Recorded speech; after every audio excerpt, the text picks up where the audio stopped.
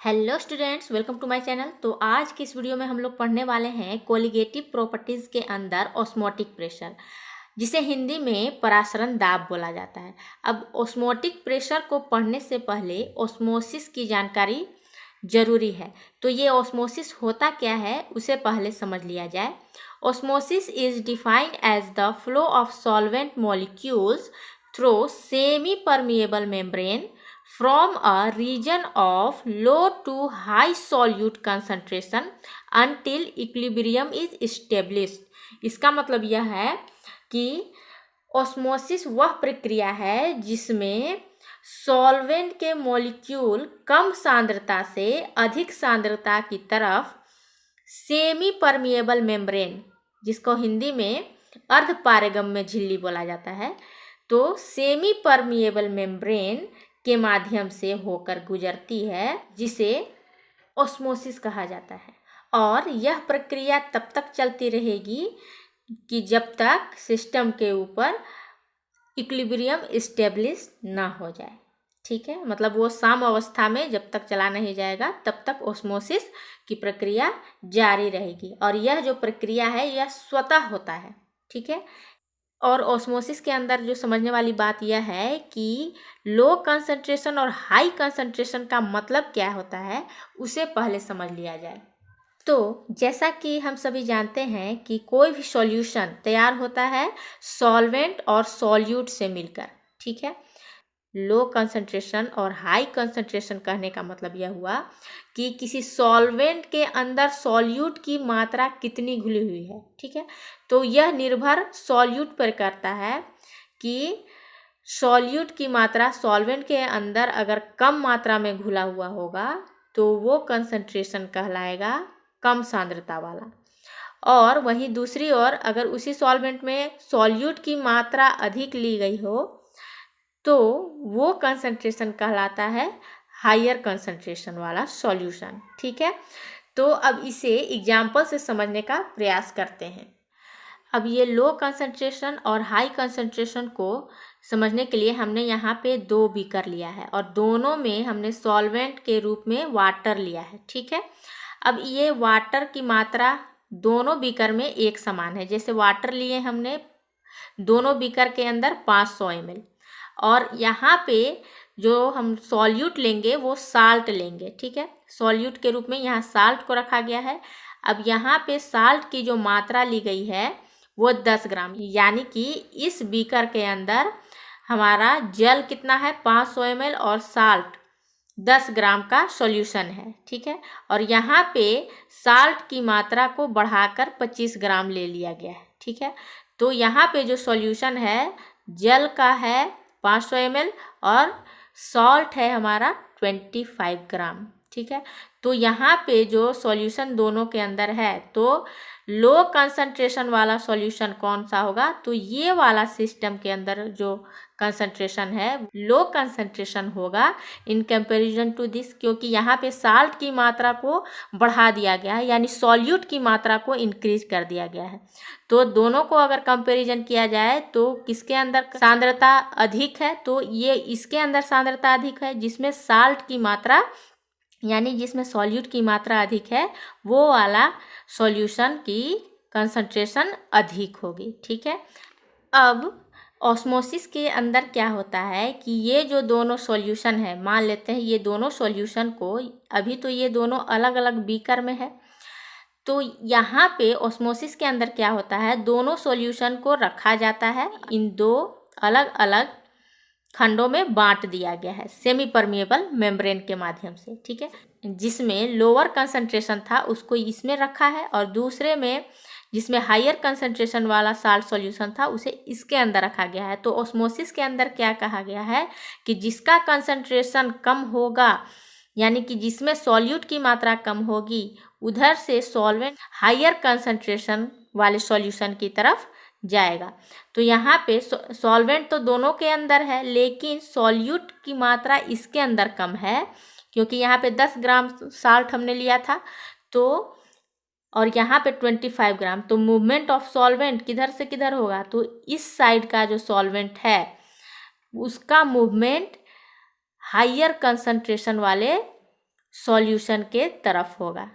इसे दूसरे शब्दों में भी और समझ सकते हैं कि हम लोग जानते हैं कि जिसका कंसंट्रेशन कम होता है वो ज़्यादा वेपोराइज होता है, यानी कि जिसके अंदर सॉल्यूट की मात्रा कम होगी वो ज़्यादा वेपर बनेगा उसका।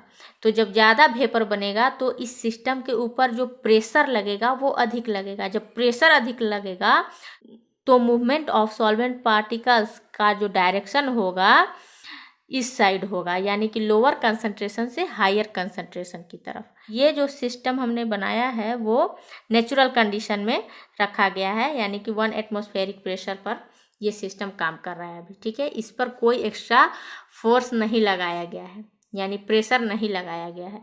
यह इसका जो मूवमेंट होता है वह स्वतः हो रहा है।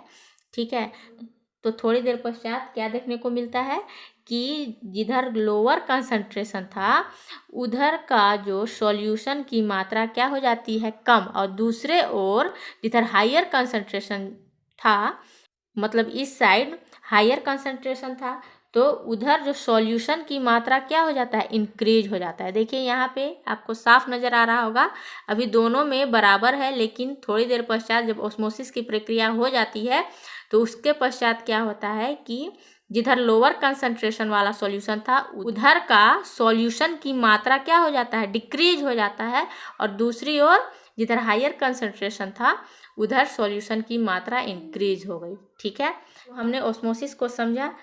अब हम लोग यह भी जान लेते हैं कि ऑस्मोसिस के अंदर जब बात कही जा रही है सेमी परमिएबल मेम्ब्रेन की, तो ये सेमी परमिएबल मेम्ब्रेन होता क्या है, क्योंकि ऑस्मोसिस हो रहा है सेमी परमिएबल मेम्ब्रेन के उपस्थिति में, तो इसे भी जानना आवश्यक होगा हमारे लिए।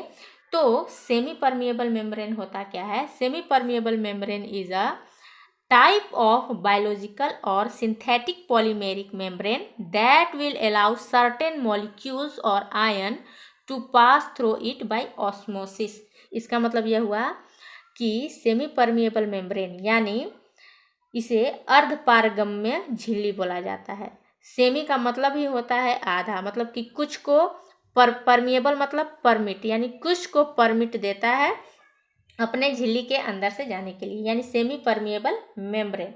तो इसका मतलब क्या हुआ कि यह एक प्रकार का जैविक और कृत्रिम, ठीक है, बायोलॉजिकल मतलब जैविक, सिंथेटिक मतलब कृत्रिम, मतलब सिंथेटिक का मतलब होता है जो मानव निर्मित होता है, तो यह एक प्रकार का जैविक और कृत्रिम झिल्ली होता है जो कुछ अणुओं और आयनों को अपने अंदर से होकर गुजरने देती है, जबकि कुछ को नहीं। ठीक है, कुछ को कहने का मतलब यह है कि सॉल्वेंट के मॉलिक्यूल्स को गुजरने देगा सेमी परमिएबल मेम्ब्रेन, और सॉल्यूट के मॉलिक्यूल को गुजरने नहीं देता है। क्यों? क्योंकि सॉल्वेंट के मॉलिक्यूल का साइज छोटा होता है इन कंपैरिजन टू सॉल्यूट के मॉलिक्यूल के साइज से। हाँ, यह बात में आप कंफ्यूज बिल्कुल मत होइएगा कि सॉल्यूट तो कम है, सॉल्यूट की मात्रा में हम लोग कम लेते हैं और सॉल्वेंट की मात्रा अधिक होती है, लेकिन साइज की बात कही जाए तो सॉल्यूट का साइज बड़ा होता है जबकि सॉल्वेंट का साइज छोटा होता है। ठीक है, तो इसीलिए सेमी परमिएबल मेम्ब्रेन जो होता है वो सॉल्वेंट को अपने अंदर से गुजरने देता है, जबकि सॉल्यूट के पार्टिकल्स को यानी सॉल्यूट के मॉलिक्यूल्स को रोक लेता है। जैसे इसे एक और एग्जांपल से समझ लें, जैसे घर में चाय आपने देखा होगा बनते हुए या फिर बनाया भी होगा कि चाय बनने के बाद जब आप चाय को छानते होगे तो चाय की पत्ती छन्नी के ऊपर रह जाती है, जबकि जो लिक्विड रहता है वो नीचे चली जाती है।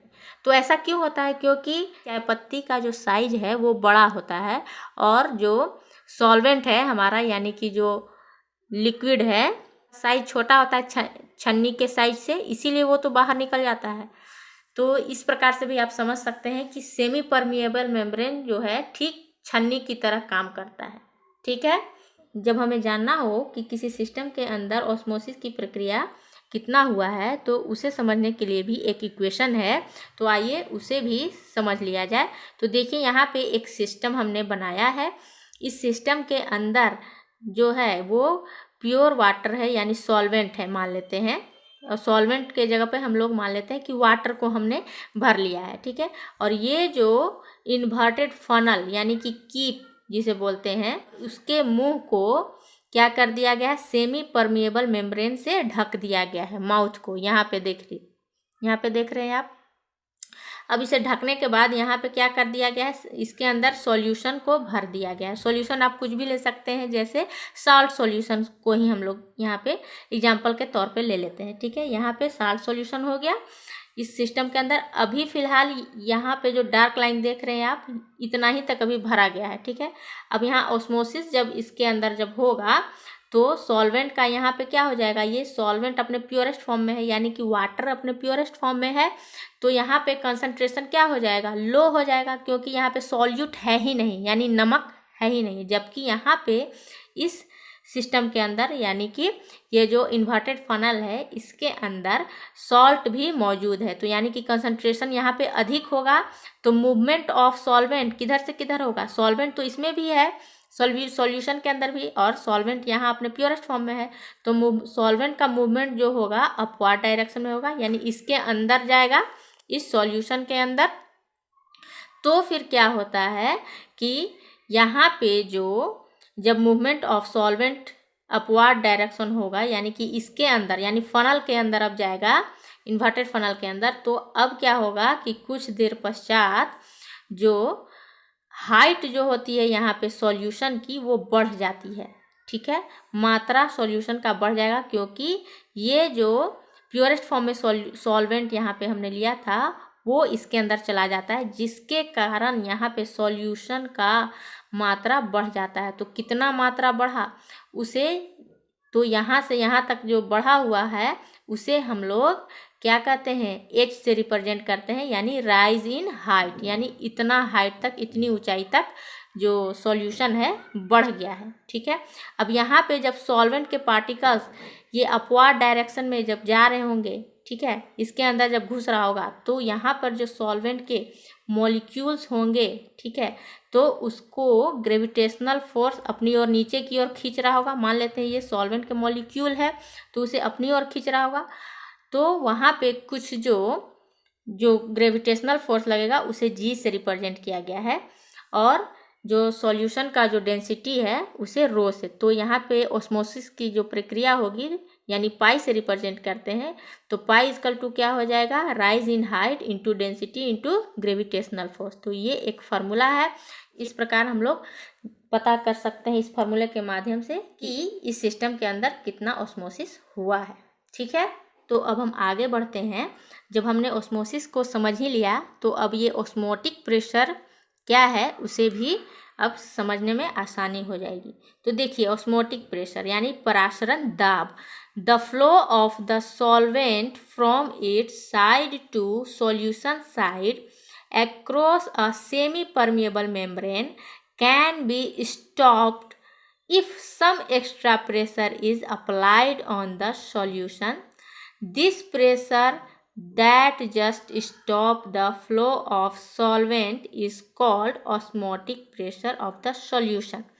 osmotic pressure इसका मतलब यह हुआ कि वह अतिरिक्त दाब जो अर्धपारगम्य झिल्ली द्वारा, यानी सेमी परमिएबल मेम्ब्रेन द्वारा विलायक के प्रवाह को विलायक से विलयन में जाने से रोकता है, तो उसी प्रेशर को, उसी दाब को हम लोग ऑस्मोटिक प्रेशर बोलते हैं। ठीक है, अब ऑस्मोटिक प्रेशर को समझने के लिए ये दो सिस्टम हमने बनाया है। ठीक है, ये दो बीकर बनाया है, और दो बीकरों को हमने क्या कर दिया है, एक ब्रिज के माध्यम से उसको जोड़ दिया है, जिसके बीच में क्या लगा हुआ है, SPM यानी कि सेमी परमिएबल मेम्ब्रेन। ठीक है, और यहाँ पे दो पिस्टन लगा दिया गया है दोनों के ऊपर। अब यहाँ पे एक में हमने क्या ले लिया है, सॉल्वेंट को सिर्फ भर दिया है। सॉल्वेंट कुछ भी हो सकता है, जैसे हमने एग्जाम्पल के तौर पे जल को लिया है, तो जल को ही आप मान सकते हैं कि इसमें जल है। ठीक है, जो कि सॉल्वेंट है, और इसके अंदर क्या है, सॉल्यूशन है। सॉल्यूशन है इसका मतलब कि सॉल्वेंट और सॉल्यूट दोनों है इसके अंदर, यानी कि हम लोग एग्जाम्पल से ले लेते हैं सॉल्ट विलियन को ही। ठीक है, नमक विलियन इसमें भर दिया है। ठीक है, अब यहाँ पे क्या होगा कि कंसंट्रेशन दोनों में किसका है अधिक, तो इसके अंदर जिसमें सॉल्यूट मौजूद होगा उसका कंसंट्रेशन हायर होगा। तो अभी अभी हमने ऑस्मोसिस को पढ़कर आया है, उसमें क्या होता है कि movement of solvent particle lower concentration to higher concentration जाता है। तो यहाँ पे जो प्योरेस्ट फॉर्म में सॉल्वेंट है अभी, तो उसका कंसंट्रेशन लो होगा और यहाँ पे हायर है, तो सॉल्वेंट का मूवमेंट तो इस साइड होगा ऑस्मोसिस की प्रक्रिया के माध्यम से, ठीक है। और हम लोग जानते भी हैं कि जब सॉल्वेंट अपने प्योरेस्ट फॉर्म में होता है तो वेपर प्रेशर ज़्यादा लगता है, तो जाहिर सी बात है कि इस सिस्टम के ऊपर वेपर प्रेशर भी ज़्यादा होगा। तो प्रेशर ज़्यादा होगा तो इस साइड अभी मूवमेंट ऑफ सॉल्वेंट पार्टिकल्स जा रहे होंगे, ठीक है। तो ये तो ऑस्मोसिस हो रहा है, लेकिन ऑस्मोटिक प्रेशर क्या होता है, अब यहाँ पे जो समझने वाली बात है कि अब एक्स्ट्रा प्रेशर अब हम क्या करते हैं, जब मूवमेंट ऑफ सॉल्वेंट पार्टिकल इस तरफ हो रहा है तो अब हम क्या करते हैं कि इस साइड वाला जो सिस्टम है इस पे हम लोग प्रेशर लगाना शुरू करते हैं। और यहाँ पे जो प्रेशर तब तक लगाते हैं एक्स्ट्रा प्रेशर जब तक कि सॉल्वेंट का जो मूवमेंट है अभी इस तरफ हो रहा है वो रुक ना जाए, यानी स्टॉप हो जाए, ठीक है।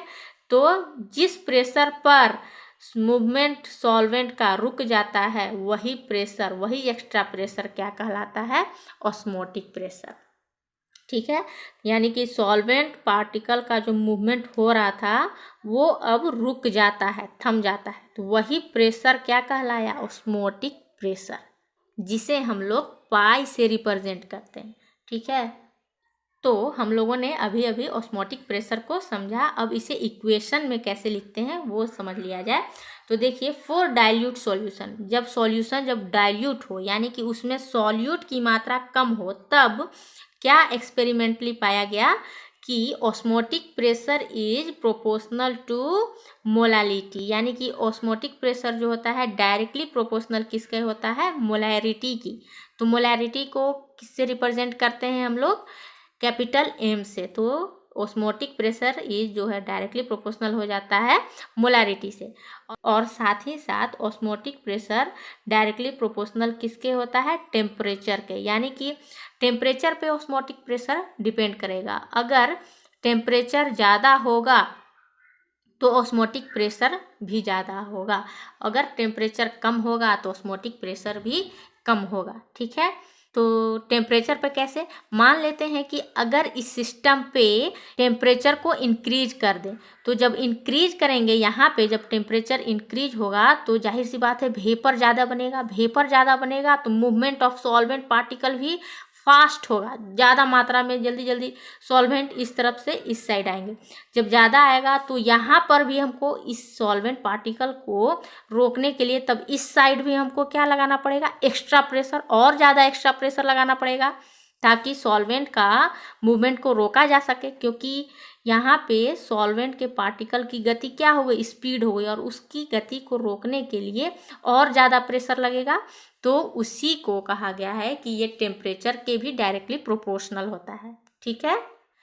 जब ये दोनों का जो प्रोपोर्शनलिटी हटेगा तो ऑस्मोटिक प्रेशर किसके बराबर हो जाएगा, MRT, यानी कि R जो है वो गैस कांस्टेंट है और M क्या है, मोलैरिटी। मोलैरिटी को हमने पढ़ा ही है शुरू में, तो वही है मोलैरिटी, और T क्या है, टेम्परेचर इन केल्विन, और R गैस कांस्टेंट। तो यहाँ तक तो समझ गए होंगे, और इसमें फॉर्मूला को लेकर कंफ्यूज ना होइएगा, क्योंकि कहीं कहीं पे दिया गया है pi is directly proportional to C, और C वही है concentration term, concentration of solution, और सॉल्यूशन का कंसंट्रेशन ऑस्मोटिक प्रेशर के अंदर मोलैरिटी के माध्यम से रिप्रेजेंट करते हैं। तो मोलैरिटी को कैपिटल M से रिप्रेजेंट किया जाता है, या फिर आप C भी लिख सकते हैं, लेकिन कन्फ्यूजन ना हो मोलैरिटी के और कंसंट्रेशन को लेकर, तो इसीलिए हम यहाँ पे कैपिटल M अभी लिख दे रहे हैं, ठीक है। तो पाई इजकल टू कहीं कहीं पे CRT लिखा रहता है, कहीं पे MRT। तो इस बात को लेकर आप कन्फ्यूज ना होइएगा,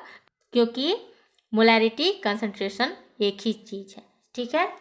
अब जब हम कोलिगेटिव प्रॉपर्टीज़ के अंदर हम लोग मोलर मास ऑफ सॉल्यूट को कैलकुलेट करते हैं, तो इसके माध्यम से भी हम मोलर मास ऑफ सॉल्यूट को भी कैलकुलेट करेंगे। तो इस फार्मूला को और ज़्यादा एक्सपेंड करने की आवश्यकता होगी।